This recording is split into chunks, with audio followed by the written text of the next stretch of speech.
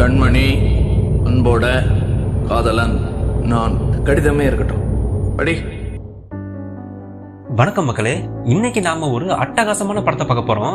சில படங்களை வாழ்நாள்ல ஒரு முறையாச்சும் பார்க்கணும்னு சொல்லுவோம்ல, அப்படிப்பட்ட ஒரு படத்தை தான் இன்னைக்கு நாம பார்க்க போறோம். சமீபத்துல வெளியான மஞ்சுமேல் பாய்ஸ் படத்தை நிறைய பேர் பார்த்திருப்பீங்க. அதுல குணா குகைக்குள்ள மாட்டிக்கிட்ட நண்பரை காப்பாத்துறது தான் படத்தோட கதையே. அதே மாதிரி இந்த படத்துல ஒரு குகைக்குள்ள 13 சின்ன பசங்க மாட்டிக்கிறாங்க. அது சாதாரண குகை இல்லைங்க, மலைக்குள்ள கிட்டத்தட்ட 2 கிலோமீட்டருக்கு நீளம். இது 2018 நடந்த உண்மை சம்பவம். நிறைய பேர் இதை நியூஸ்ல பார்த்திருப்பீங்க. ஒட்டுமொத்த உலகத்தையும் இந்த சம்பவம் திரும்பி பார்க்க வச்சது. இந்த உண்மை கதையை மையமா வச்சு எடுக்கப்பட்ட 13 லைவ்ஸ் படத்தை தான் இன்னைக்கு நாம பார்க்க போறோம். இந்த படத்தை கடைசி வரைக்கும் கண்டிப்பா மிஸ் பண்ணாம பாருங்க. இந்த படம் எடுக்கலனா உண்மையிலேயே இப்படி ஒரு சம்பவம் நடந்திருக்குன்றத யாரும் நம்பவே மாட்டாங்க. வீடியோக்குள்ள போறதுக்கு முன்னாடி தயவு செஞ்சு ஹெட்செட் போட்டு கேளுங்க. அப்பதான் இந்த படத்தை இன்னும் சுவாரஸ்யமா பார்க்க முடியும். சேனலையும் மறக்காம சப்ஸ்கிரைப் பண்ணிக்கோங்க. Welcome to yellow back Tamil explanation.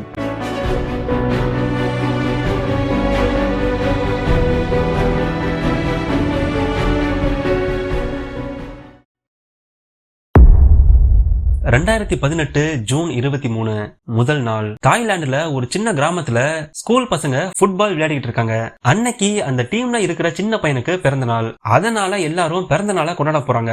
அதுக்கு முன்னாடி எல்லாரும் சேர்ந்து தாம் லுவாங் குகைக்கு போகலான்னு முடிவு பண்றாங்க. அதுல 12 சின்ன பசங்களும் ஒரு ஃபுட்பால் கோச்சும் இருக்காரு. சைக்கிள் எடுத்துட்டு எல்லா பசங்களும் அந்த குகைக்கு போறாங்க. குகை வாசல்ல வண்டியை நிறுத்தி எல்லா பசங்களும் ஆர்வமா குகைக்குள்ள போறாங்க. அந்த குகை ஆரம்பத்துல பெருசா இருக்கும், ஆனா போக போக ரொம்ப குறுகலா இருக்கும். விளையாட்டுத்தனமா பேசிக்கிட்டே எல்லா பசங்களும் ரொம்ப தூரம் நடந்து போறாங்க.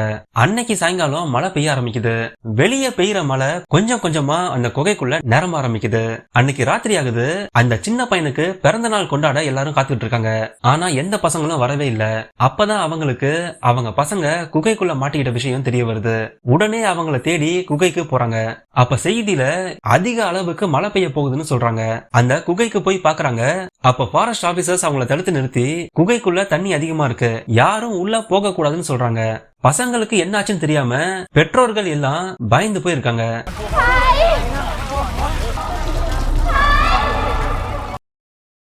கவர்னருக்கு இந்த விஷயம் போகுது. உடனே அங்க கிளம்பி வராரு. அந்த இடத்துக்கு ஒரு நேவி போர்ஸும் பசங்களை காப்பாத்த வருது. கவர்னர் நேவி கமாண்டர் கிட்ட என்ன பண்ண போறீங்கன்னு கேக்குறாரு. அதுக்கு அவரு ஸ்கூபா டைவ் பண்ற எங்க நேவி டீம் உள்ள போய் காப்பாத்த போறாங்கன்னு சொல்றாரு. உடனே ஒரு டீம் அந்த குகைக்குள்ள போறாங்க. குகை முழுக்க இப்போ தண்ணி நிரம்பி இருக்கு. பசங்களை தேடி 3 ஸ்கூபா டைவர்ஸ் இறங்குறாங்க. ரொம்ப நேரம் கழிச்சு திரும்பி வராங்க. ஆனா அவங்க உடம்பு முழுக்க நிறைய காயங்களா இருக்கு.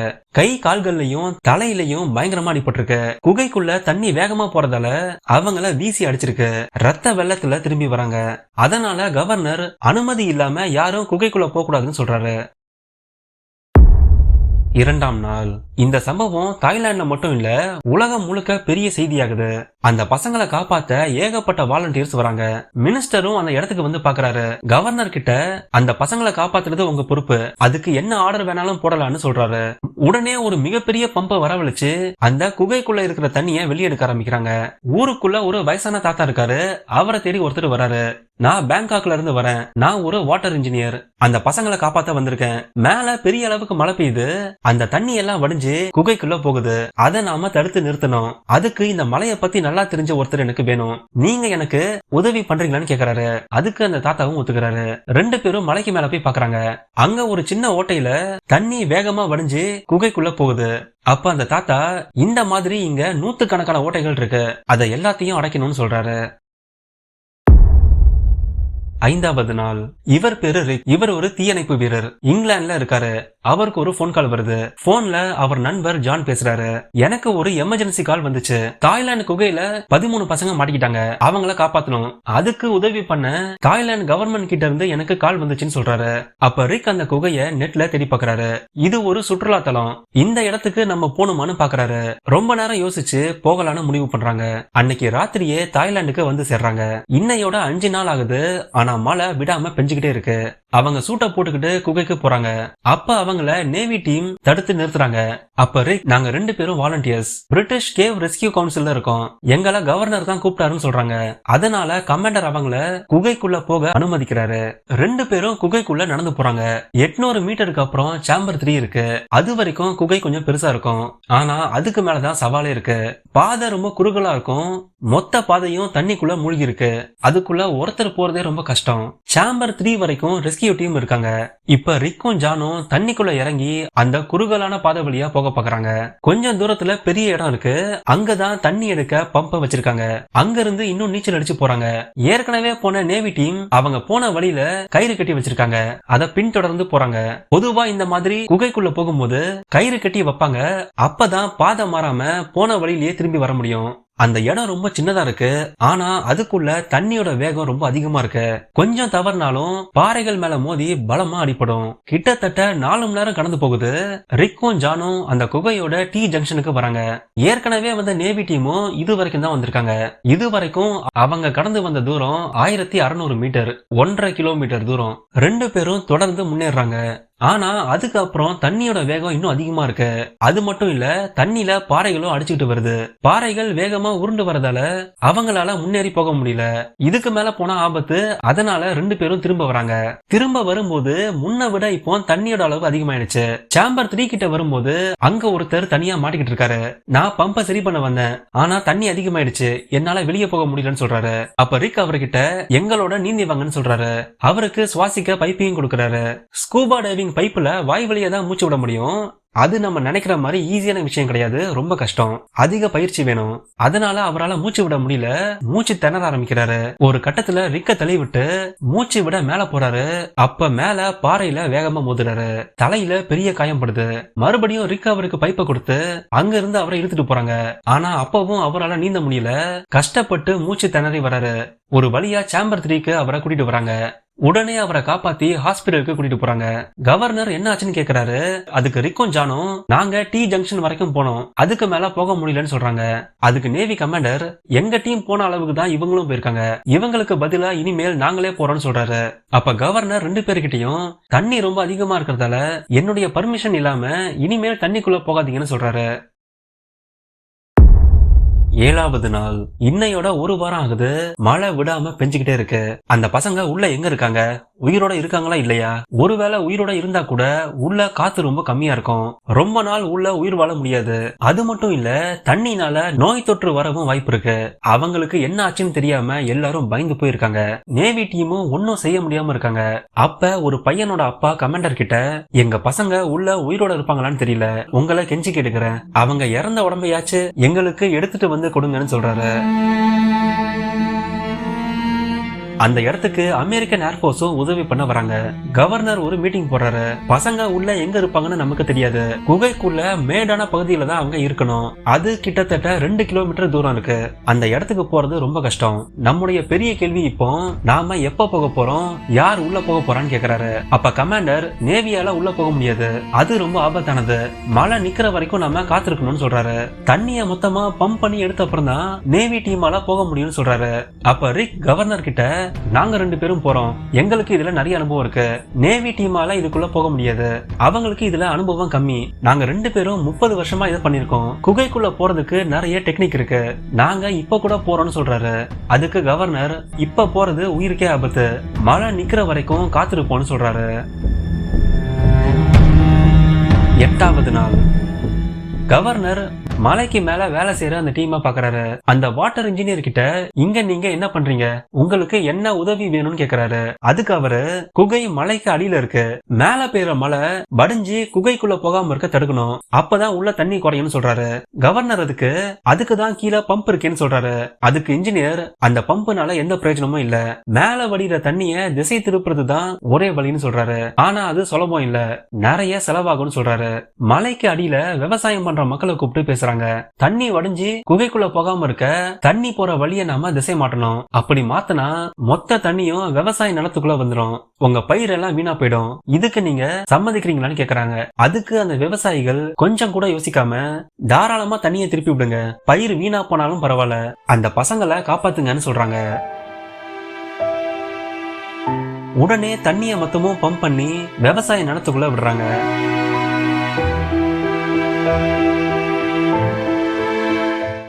ஒன்பதாவது நாள். ஒரு வழியா மழை நின்னு போகுது. ஜான் ரொம்ப கவலைப்படுறாரு. ஒரு வாரத்துக்கு மேல ஆச்சு. அந்த பசங்களுக்கு என்ன இருக்குன்னு கேக்குறாரு. அதுக்கு ரிக் அவங்க உயிரோட இருப்பாங்கன்னு எனக்கு நம்பிக்கை இல்லைன்னு சொல்றாரு. அந்த குகையில பூஜை பண்ண ஆரம்பிக்கிறாங்க. கவர்னர் குகைக்குள்ள போக அனுமதிக்கிறாரு. ரிக்கும் ஜானும் கிளம்புறாங்க. அப்ப கமாண்டர் நேவி டீமே போகட்டும்னு சொல்றாரு. கவர்னர் அதுக்கு இவங்க 2 பேரும் உலகத்துல பெஸ்ட் ஸ்கூபா டைவர்ஸ், நாம இப்போ எந்த சான்ஸும் எடுக்க முடியாது, இவங்க 2 பேரும் போகட்டும்னு சொல்றாரு. 10வது நாள். ரிக்கும் ஜானும் தண்ணிக்குள்ள இறங்க ஆரம்பிக்கிறாங்க. 2 பேரும் டி ஜங்ஷன் வரைக்கும் போறாங்க. இதுக்கப்புறம் யாரும் போகல. அதோட கயிறு முடியுது. அதுக்கப்புறம் பாதை எப்படி இருக்கும்னு தெரியாது. போற வழியில கயிறை கட்ட ஆரம்பிக்கிறாங்க. ரிக் ஜான் கிட்ட போற வழியில பிணங்கள் ஏதாச்சும் இருக்கான்னு பாத்துட்டே போன்னு சொல்றாரு. டி ஜங்ஷனுக்கு அப்புறம் தண்ணி ரொம்ப வேகமா போகுது. ஆழமும் ரொம்ப அதிகமா இருக்கு. அவங்க கொண்டு வந்த கயிறும் முடிய போகுது. அந்த இடம் மொத்தமும் இருட்டா, முன்னாடி என்ன இருக்குன்னே தெரியல. 2 பேரும் மெதுவா போறாங்க. அப்ப அவங்க முன்னாடி ஒரு வெளிச்சம் தெரியுது. அத பார்த்து ஷாக் ஆகுறாங்க. ஒண்ணு மட்டும் இல்ல, நிறைய வெளிச்சம் தெரிய ஆரம்பிக்குது. கிட்ட போய் பார்த்தா அங்க பசங்க எல்லாரும் உட்கார்ந்திருக்காங்க.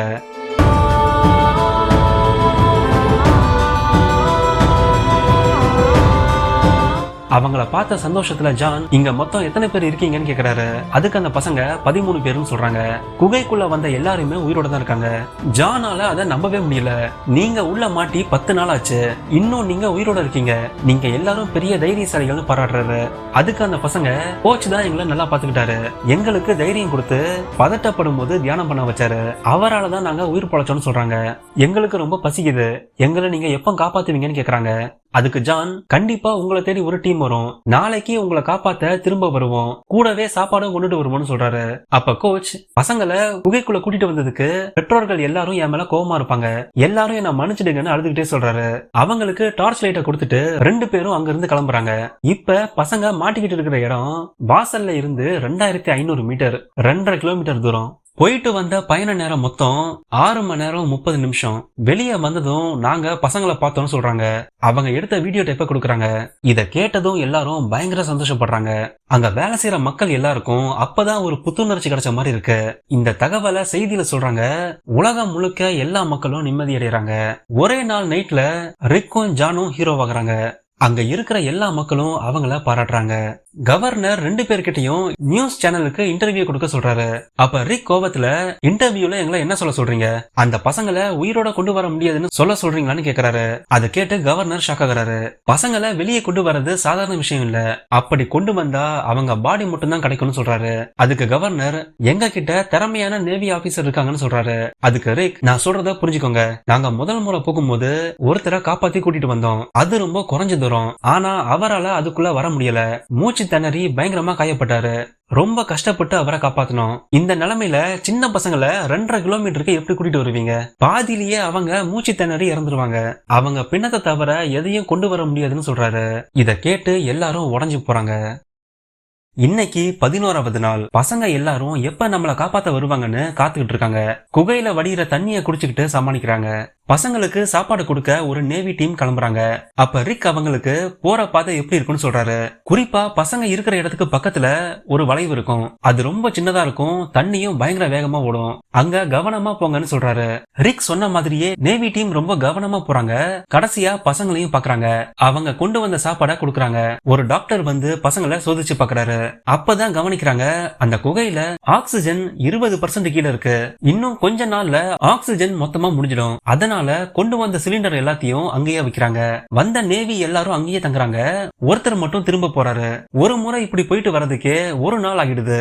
12வது நாள். ரிக்கும் ஜானும் பசங்களை எப்படி கொண்டு வரணும்னு யோசிக்கிறாங்க. உதவிக்காக அவங்க ஃப்ரெண்ட்ஸ் 3 பேரை கூப்பிடலான்னு முடிவு பண்றாங்க. 14வது நாள். ரிக்கோட ஃப்ரெண்ட்ஸ் 2 பேர் வராங்க. அந்த குகைக்குள்ள போய் பசங்களை பார்க்க போறாங்க. கூடவே பசங்க அம்மா அப்பா எழுதின கடிதத்தையும் கொண்டுட்டு போறாங்க. கடிதத்தை பார்த்ததும் எல்லா பசங்களும் சந்தோஷப்படுறாங்க. பெற்றோர்கள் எல்லாருமே கோச்சுக்கு நன்றி சொல்லி எழுதியிருக்காங்க. எல்லாரும் அவரை திட்டுவாங்கன்னு பயந்து போய் இருந்தாரு. ஆனா இப்ப எல்லாரும் பாராட்டுறதை பார்த்து கண் கலங்கி நிக்கிறாரு. அன்னைக்கு சாயங்காலம் திரும்ப வெளியே வராங்க. அப்ப ரிக்கோட ஃப்ரெண்ட் கிறிஸ் இந்த குகை ரொம்ப சின்னதா இருக்கு, பசங்களை எப்படி காப்பாத்த போறீங்கன்னு கேக்குறாரு. அதுக்கு ரிக் அதை இன்னும் முடிவு பண்ணலன்னு சொல்றாரு. ராத்திரி 3வது ஃப்ரெண்ட் ஹாரி வராரு. என்னோட அப்பாக்கு உடம்பு சரியில்லை, ஹாஸ்பிட்டல்ல சேர்த்திருக்கேன், அதான் வர நேரம் ஆயிடுச்சுன்னு சொல்றாரு. ஹாரிய கூட்டிட்டு குகையை காமிக்கிறாங்க. வந்த ரெஸ்கியூ டீம் எல்லாருமே வேற வேற வேலை செய்யறவங்க. பசங்களை காப்பாத்துறதுக்காக அவங்க வேலையெல்லாம் விட்டுக்கிட்டு இங்க வந்திருக்காங்க. ஹாரி எப்படி காப்பாத்த போறீங்கன்னு கேக்குறாரு. அதுக்கு ரிக் அந்த பசங்களை காப்பாத்த ஒரே வழிதான் இருக்கு, அது ஒன்னால மட்டும் தான் முடியும்னு சொல்றாரு. அதை கேட்டு ஹாரிக்கு ஒன்னும் புரியல. எங்க கிட்ட இல்லாத ஒரு திறமை உங்ககிட்ட இருக்கு, நீ ஒரு டாக்டர், அனஸ்தீசியா ஸ்பெஷலிஸ்ட், ஒன்னால மட்டும் தான் இதை பண்ணி முடிக்க முடியும்னு சொல்றாங்க. அதை கேட்டு ஹாரி, நீங்க நினைக்கிறத என்னால பண்ண முடியாது, அப்படி பண்ணோம்னா பசங்க செத்து போறதுக்கு நிறைய வாய்ப்பு இருக்குன்னு சொல்றாரு. அதுக்கு ரிக் எப்படி இருந்தாலும் பசங்க சாக போறாங்க, அதுக்கு ஏதாச்சும் முயற்சி பண்ணி அவங்க செத்தாலும் பரவாயில்ல, நாம முயற்சி பண்ணியே ஆகணும்னு சொல்றாரு. 15வது நாள் காலையில நேவி டீம் சாப்பாடு எடுத்துக்கிட்டு கிளம்புறாங்க. வழக்கம் போல குகைக்குள்ள போறாங்க. ஆனா இந்த முறை கடைசியா வர டைவரோட சிலிண்டர் கயத்துல மாட்டிக்குது. மெதுவா அவர் சிலிண்டரை எடுக்க பாக்குறாரு.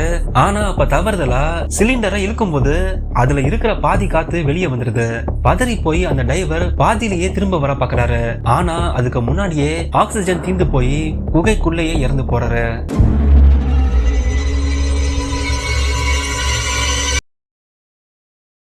இந்த சம்பவத்துக்கு அப்புறம் எல்லாரும் பயந்து போறாங்க. பொதுமக்களுக்கு இந்த ரெஸ்கியூ மிஷன் எவ்வளவு ஆபத்தானதுன்னு அப்பதான் புரிய வருது. இனிமேல் எந்த நேவியும் குகைக்குள்ள போக கூடாதுன்னு கவர்னர் உத்தரவு போடுறாரு. ரிக்கும் அவங்க டீமும் கவர்னர் கூட ரகசியமா ஒரு மீட்டிங் போடுறாங்க. ஹாரி கவர்னர் கிட்ட அந்த பசங்களை காப்பாத்த ஒரே வழிதான் இருக்கு, அவங்களுக்கு மயக்க மருந்து கொடுத்து கூட்டிட்டு வரணும்னு சொல்றாரு. கவர்னர் அதை கேட்டு ஷாக் ஆகுறாரு. அப்ப ரிக், நாம அவங்களுக்கு மயக்க மருந்து கொடுத்து பார்சல் மாதிரி அவங்களை கெட்டி தண்ணிக்குள்ள எடுத்துட்டு வர போறோம்னு சொல்றாரு. அதுக்கு கவர்னர் எல்லாரையும் காப்பாற்ற முடியுமான்னு சொல்றாரு. அதுக்கு ஹாரி, என்னால அதை கண்டிப்பா சொல்ல முடியாது, ஹாஸ்பிட்டல்ல மயக்க மருந்து கொடுக்கும் போது தொடர்ந்து பேஷண்ட்டை கண்காணிச்சுட்டே இருப்போம், ஆனா இங்க அதை பண்ண முடியாது. ஒருவேளை மயக்க மருந்து அதிகமா போனா அவங்க இதயம் நின்னு போயிடும், ஒருவேளை கம்மியானா பசங்க பாதிரியே முடிச்சிடுவாங்க, அப்ப பயத்துல மூச்சு திணறி இறந்துருவாங்க, எதையும் நம்மளால முடிவா சொல்ல முடியாது, இந்த மாதிரி இது வரைக்கும் உலகத்துல யாருமே பண்ணதில்ல, பசங்க இறந்து போக நிறைய வாய்ப்பு இருக்குன்னு சொல்றாரு.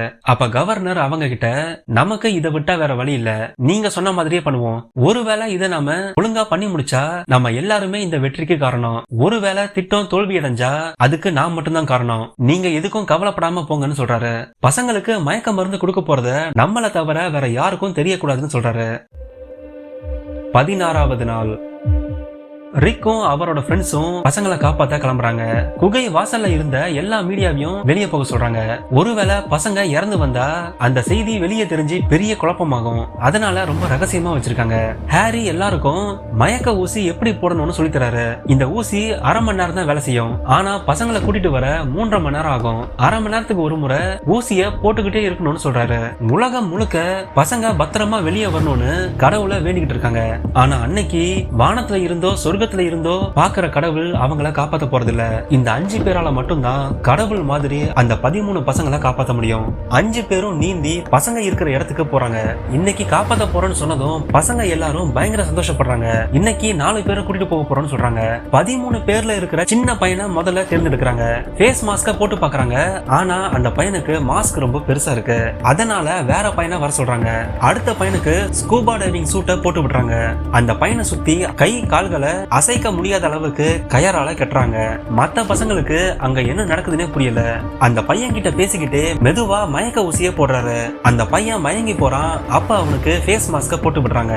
சூட் எல்லாம் போட்டதுக்கு அப்புறமா அந்த பையனை தண்ணியில முக்கி சோதிச்சு பாக்குறாங்க. மாஸ்க் உள்ள தண்ணி போகுதுன்னு பாக்குறாங்க. எல்லாம் இப்ப ஒழுங்கா இருக்கு. முதல் பையனை கிறிஸ் கூட்டிட்டு போக ஆரம்பிக்கிறாரு. ஒரு பார்சல் மாதிரி அந்த பையனை தண்ணிக்குள்ள இழுத்துட்டு போறாரு. கொஞ்ச தூரம் போனதுக்கு அப்புறம் மறுபடியும் பையனை செக் பண்ணி பாக்குறாங்க. தண்ணி எதுவும் உள்ள போகாம ஒழுங்கா தான் இருக்கு. அப்பதான் அவங்க எல்லாருக்கும் ஒரு நம்பிக்கை வருது. இதே மாதிரி அடுத்து 3 பசங்களுக்கு மயக்க மருந்து கொடுத்து ஒருத்தரா கூட்டிட்டு வர ஆரம்பிக்கிறாங்க. கிறிஸ் போய்கிட்டே இருக்கும் போது பாதி வழியில அந்த பையனுக்கு மயக்கம் தெரியுது. ஒருவேளை முழிச்சிட்டானா பயத்துல கை கால்களை அசைக்க ஆரம்பிச்சு பதறி போவான். அது அவன் உயிருக்கே ஆபத்தா போகும். உடனே அந்த பையனுக்கு மயக்க ஊசியை போடுறாரு. 3 மணி நேரம் தொடர்ந்து பயணிச்சு முதல் பையனை சேம்பர் 3க்கு கூட்டிட்டு வராங்க. பையனை பார்த்ததும் எல்லாரும் பயங்கர சந்தோஷப்படுறாங்க. உடனே பையனை ஒரு ஸ்ட்ரக்சர்ல வைக்கிறாங்க. சேம்பர் 3ல இருந்து வெளியே போக கிட்டத்தட்ட 1 கிலோமீட்டர் இருக்கு. அது வரைக்கும் கயிறை கட்டி வேகமா அவனை வெளியே கூட்டிட்டு போறாங்க. பையன் வெளியே வரும்போது கொடைய வச்சு அவனை மொத்தமா மறைக்கிறாங்க. அங்க இருக்கிற யாருக்கும் பையனுக்கு என்னாச்சு, எந்த பையனை காப்பாத்தினாங்கன்னு எதுவும் தெரியாது. வேகமா பையனை ஹாஸ்பிட்டலுக்கு கூட்டிட்டு போறாங்க. ஒரு பசங்களையா காப்பாத்தி கூட்டிட்டு வராங்க. மொத்தமா அவங்களுக்கு 8 மணி நேரம் ஆகுது. 4 பசங்களையும் வெளியே கூட்டிட்டு வந்துடுறாங்க. கடைசியா ஹாரி பயந்துகிட்டே வராரு. சேம்பர் 3க்கு வந்து எத்தனை பசங்க பொழைச்சாங்கன்னு கேக்குறாரு. அதுக்கு அவங்க வந்த 4 பசங்களும் நல்லா இருக்காங்கன்னு சொல்றாங்க. அதை கேட்டதுக்கு அப்புறம் தான் ஹாரி நிம்மதியாகிறாரு. எல்லாரும் ரொம்ப டயர்டா அன்னைக்கு ராத்திரி ரூமுக்கு போறாங்க. அவங்களால இதை செஞ்சு முடிக்க முடியும்னு அவங்களுக்கே நம்பிக்கை இல்லாம இருந்துச்சு. ஆனா இப்ப அதை அவங்க செஞ்சு காமிச்சிட்டாங்க. அவங்களாலேயே அதை நம்ப முடியாம ஆச்சரியப்படுறாங்க. அப்ப ரிக் இது வரைக்கும் ஒரு பையனையாவது உயிரோட காப்பாத்தணும்னு சொல்லிட்டு இருந்தாங்க. ஆனா இனிமேல் ஒரு பையன் இறந்தா கூட நாம வில்லன் ஆகிருவோம்னு சொல்றாரு. 17வது நாள் காலையில மறுபடியும் 5 பேர் கிளம்பி போறாங்க. அதே மாதிரி 4 பசங்களை காப்பாத்தி கூட்டிட்டு வராங்க. மொத்தம் 8 பேரை காப்பாத்தியாச்சு. இன்னும் 5 பேர் உள்ள இருக்காங்க. எல்லாம் நல்லபடியா போகும்போது அன்னைக்கு சாயங்காலம் அவங்க எதிர்பார்க்காத ஒண்ணு திரும்ப நடக்குது. மறுபடியும் மேகங்கள் இருட்ட ஆரம்பிக்குது. சின்ன பையனுக்கு ஏத்த மாதிரி ஸ்பெஷலா ஒரு மாஸ்கா செய்யறாங்க. அடுத்த நாள் எல்லாரையும் காப்பாத்த பிளான் போட்டுக்கிட்டு இருக்காங்க. அப்ப மழை பெய்ய ஆரம்பிக்குது. முதல் நாள் பெஞ்ச மாதிரியே அதிக அளவுக்கு மழை பெய்யுது. இதனால எல்லாரும் மறுபடியும் கவலைப்பட ஆரம்பிக்கிறாங்க. மழை ரொம்ப தீவிரமா இருக்கு. குகைக்குள்ள வேகமா தண்ணி வடிய ஆரம்பிக்குது. மலைக்கு மேல இருக்கிறவங்க நிறைய பைப்பு மூங்கில் கம்பெல்லாம் வச்சு தண்ணிய முடிஞ்ச அளவுக்கு திசை திருப்ப பாக்குறாங்க. குகைக்குள்ள தண்ணி எந்த அளவுக்கு இருக்குமோன்னு நினைச்சு எல்லாரும் கவலைப்பட ஆரம்பிக்கிறாங்க. 18வது நாள் மழை இன்னும் விடாம பெஞ்சுக்கிட்டே இருக்கு.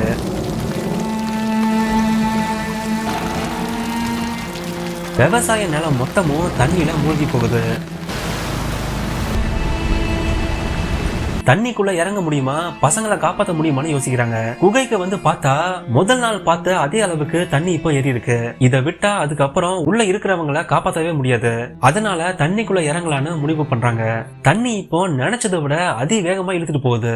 உள்ள இருக்கிற 5 பேரு கூட இருக்கிற நேவி டீம்னு எல்லாரையும் சேர்த்து இன்னைக்கே நாம கிளம்பணும்னு சொல்றாங்க.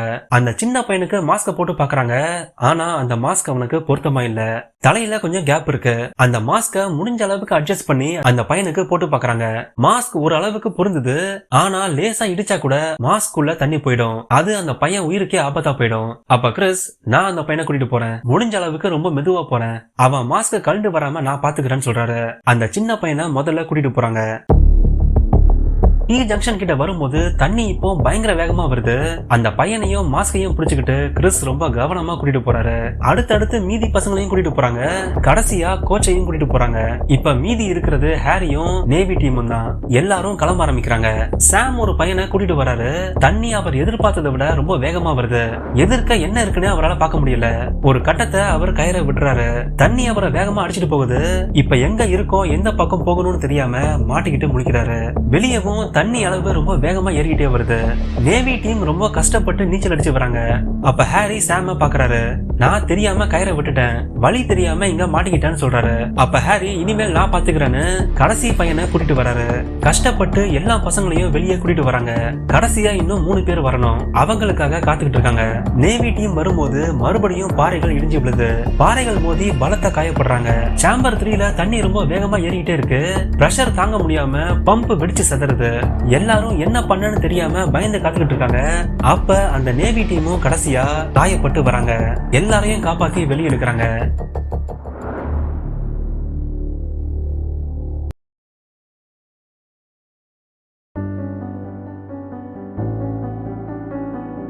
அங்க இருக்கிற எல்லாரும் சந்தோஷத்துல துள்ளி குதிக்கிறாங்க. அத்தனை பேர் பட்ட கஷ்டத்துக்கும் பலன் கிடைச்சிருச்சு. எல்லாரும் ஆடி பாடி ரொம்ப மகிழ்ச்சியா இருக்காங்க. அவங்க மட்டும் இல்ல, மொத்த உலகமும் அப்பதான் நிம்மதியா பெருமூச்சு விடுறாங்க. நூத்துக்கணக்கான மக்கள் அங்க கண்கள்ல ஆனந்த கண்ணீரோட டைவர்ஸ பாராட்டுறாங்க.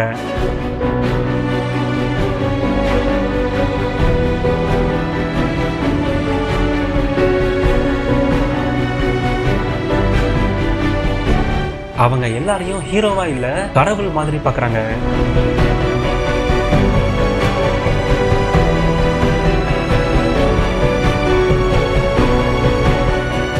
13 பேரும் ஹாஸ்பிட்டல்ல இப்போ பத்திரமா இருக்காங்க. கிட்டத்தட்ட 5000 மக்கள் அங்க எந்த எதிர்பார்ப்பும் இல்லாம வாலண்டியர்ஸா வந்து அந்த பசங்களை காப்பாத்த வேலை செஞ்சிருக்காங்க. அவங்க எல்லாரும் சேர்ந்து இந்த ரெஸ்கியூ மிஷனை வெற்றி அடைய வச்சிருக்காங்க. மொழி, மதம், இனம் இதுல எதுவும் அங்க ஜெயிக்கல. அங்க ஜெயிச்சது மனிதம் மட்டும்தான்.